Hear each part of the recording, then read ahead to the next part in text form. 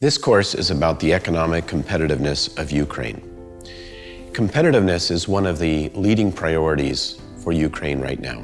How will Ukraine insert itself into the global value chains, into the global economy, in ways that build the prosperity of all of its people going forward? How will Ukrainians benefit in an economy?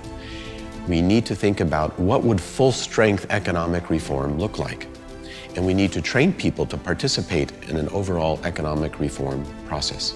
So whether you're working at a company level, the organizational level, or at the government level, you'll understand what are the tools of economic competitiveness that you can bring to bear.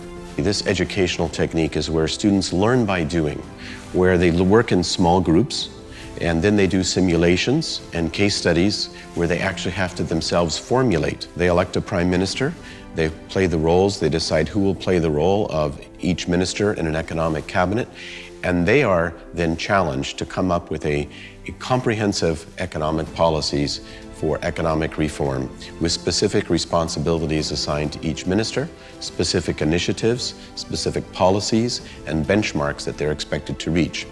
In addition, they're also encouraged to come up with a media mindset program, which is how will they communicate this to the larger population in ways that the average person on the street can understand and support. Every student, when they finish this course, understands the overview of economic reform and are able to break it down into its component parts. And maybe they'll be able to lobby for these reforms. Maybe they'll be able to join the government in a leadership position and actually implement some of these reforms. But in addition, the course also covers economic competitiveness at the firm level.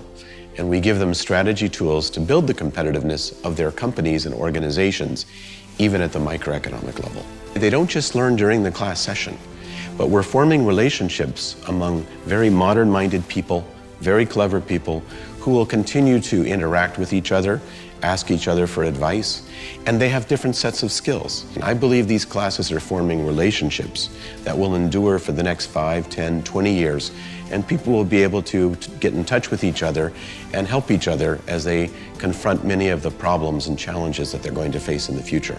So we all know that CAPS stands for Civil and Political School, but I think after this course, CAPS also stands for a competitive and prosperous society.